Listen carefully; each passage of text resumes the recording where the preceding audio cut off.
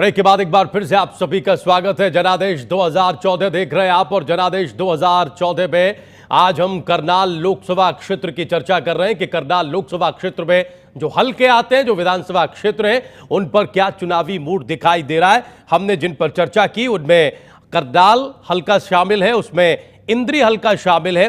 अब हम बात करते हैं पानीपत ग्रामीण हल्के की, पानीपत ग्रामीण विधानसभा क्षेत्र की। जरा देखिए पानीपत ग्रामीण में स्थिति क्या है। पानीपत ग्रामीण में कांग्रेस पार्टी ने खुशीराम जागलान पर दांव लगाया है, जबकि बीजेपी ने यहां महिपाल ढांडा को मैदान में उतारा है।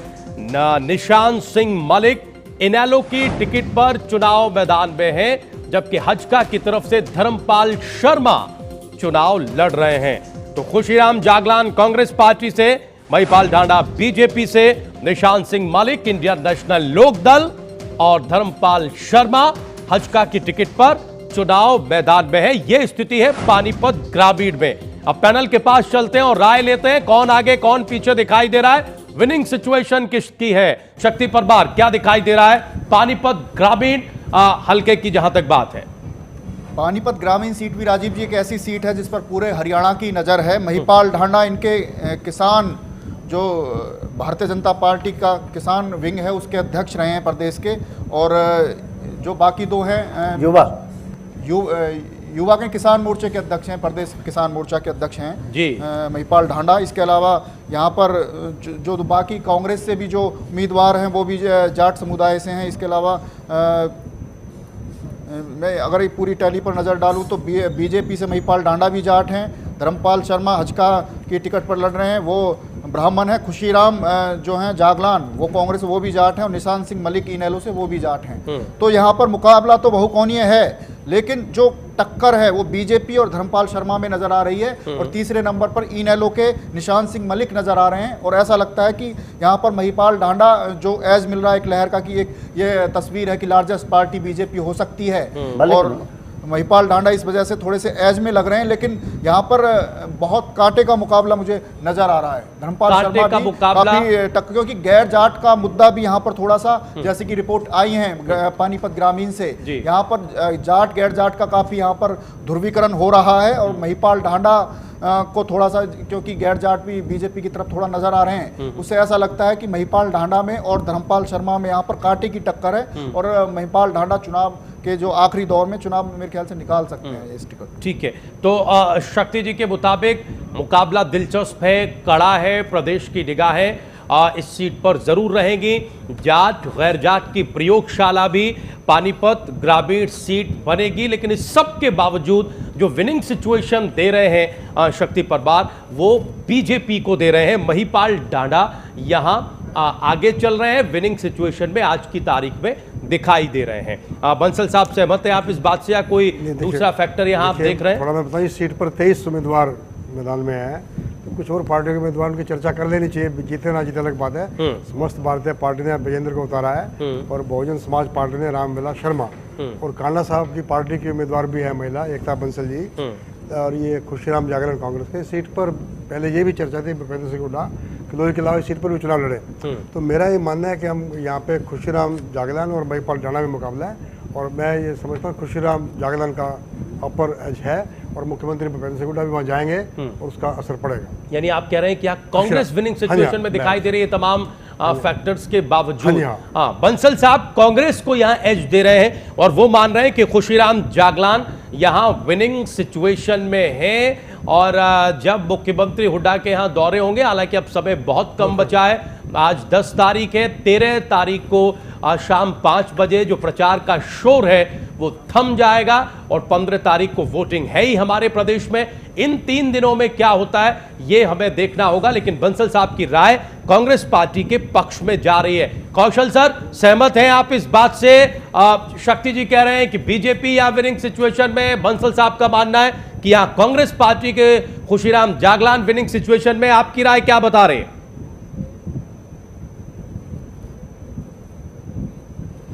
देखिए, मेरे हिसाब से जो यहाँ पे डांडा खड़े हैं, महिपाल ढांडा, वो एक युवा नेता हैं, छाप छवि के हैं, और भारतीय जनता पार्टी की जो स्थानीय इकाई है उसमें किसी तरह का आपस में विरोध नहीं है, कोई किसी तरह का वो नहीं है कि कोई तोड़फोड़ हो सकती है।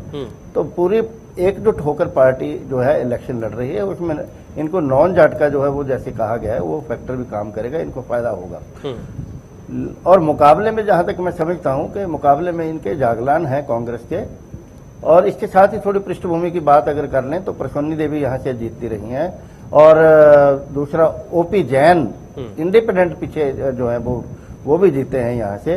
तो कुल मिलाकर हम ये कह सकते हैं कि मुकाबला जो है कांग्रेस के और भारतीय जनता पार्टी के बीच में होगा, और बड़ी कांटे की टक्कर होगी। आने वाले दिनों में स्थिति बदल सकती है अगर दीपेंद्र हुड्डा और ये चक्कर कुछ लगाएंगे और कोई परसुएड करेंगे चीफ मिनिस्टर भूपेंद्र सिंह हुड्डा, तो आने वाले दिनों में बताया जा सकता है। लेकिन आज की स्थिति अगर पूछते हैं तो मेरे हिसाब से डांडा जो है तो ये महिपाल डांडा ये सीट निकाल सकते। यानी कौशल जी के मुताबिक भी महिपाल डांडा जो बीजेपी की टिकट पर चुनाव मैदान में युवा नेता हैं, वो विनिंग सिचुएशन में दिखाई दे रहे हैं, एज थोड़ा उनका है। हालांकि कौशल साहब भी ये कह रहे हैं कि आने वाले दिनों में अगर दीपेंद्र हुड्डा और भूपेंद्र हुड्डा के यहां दौरे होते हैं तो स्थिति बदल सकती है। कांटे का मुकाबला है, बड़ा दिलचस्प मुकाबला है। हम अजय सर की राय लेंगे। अजय शुक्ला जी, आपको स्थिति सर क्या दिखाई दे रही है? आप किसके पक्ष में जाएंगे? बीजेपी या फिर कांग्रेस या फिर इनेलो भी यहां कहीं मुकाबले में दिख रही है?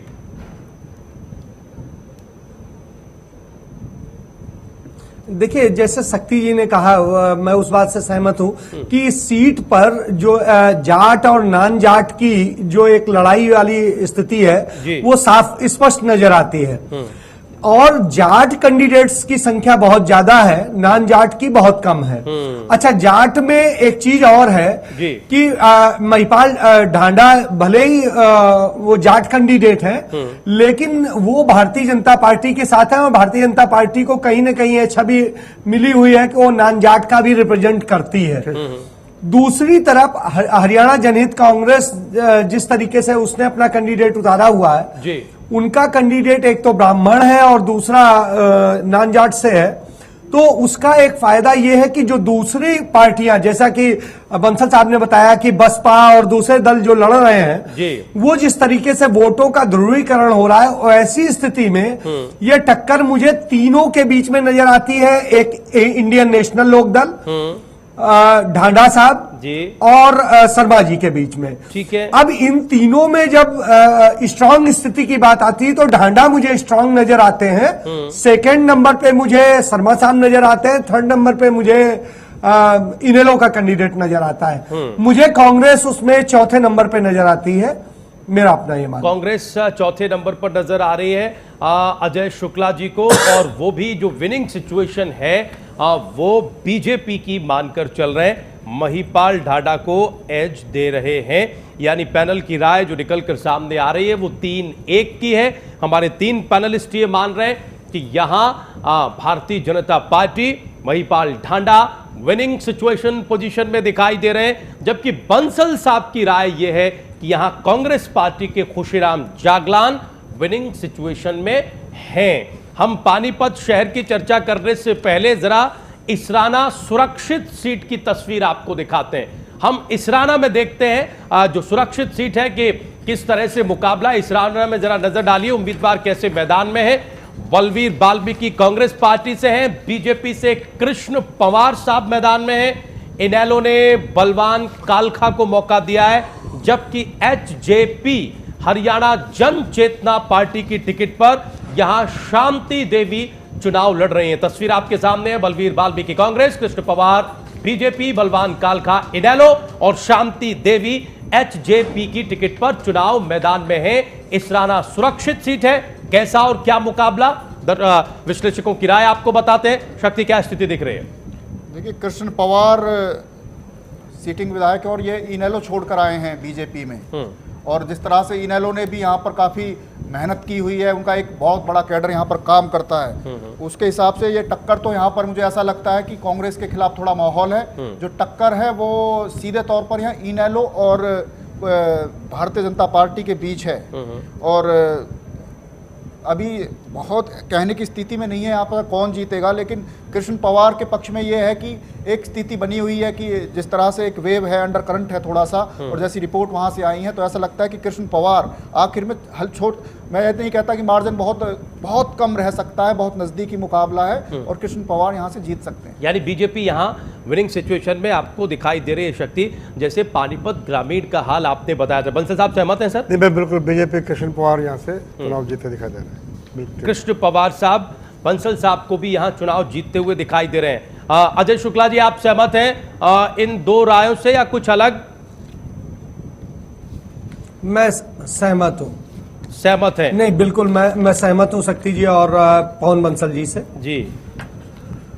नरेश कौशल साहब, सहमत हैं आप या कोई नई स्थिति देख रहे हैं इसराना सुरक्षित सीट पर?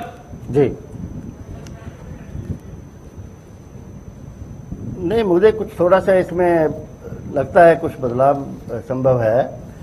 उसका कारण यह है कि कृष्ण पवार, जैसे बताया जा रहा है कि इंडियन नेशनल लोकदल से बीजेपी में आ गए हैं और अब भले ही वो बीजेपी में है लेकिन उनका बेस तो आईएनएलडी की जो है वोट्स है जी, वही रहा है।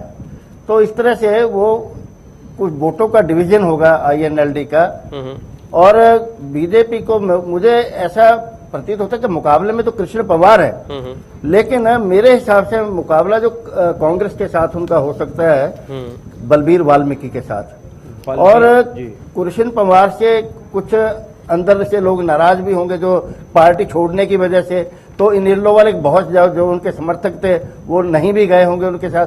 तो उस हिसाब से मेरे को ऐसा लगता है कि ये जो सीट है ये बलवान जो बलबीर वाल्मीकि हैं ये निकाल सकते हैं। यार बलबीर वाल्मीकि निकाल सकते हैं। बलबीर वाल्मीकि, मतलब आप कांग्रेस पार्टी के पक्ष में जाते दिख रहे हैं। कौशल साहब के मुताबिक यहां कांग्रेस पार्टी विनिंग सिचुएशन में दिखाई दे रही है, यानी यहां भी इसराना सुरक्षित सीट पर भी जो राय है हमारे पैनलिस्ट की वो 3-1 के नजरिए से सामने आ रही है। हमारे 3 पैनलिस्ट ये मान रहे हैं कि बीजेपी यहां विनिंग सिचुएशन में है, कृष्ण पवार यहां मुकाबले में आगे चल रहे हैं, जबकि कौशल साहब का यह मानना है कि यहां कांग्रेस पार्टी का पलड़ा भारी है। एक बहुत छोटा सा ब्रेक ले रहे हैं, जनादेश 2014 में तुरंत हाजिर हो रहे हैं।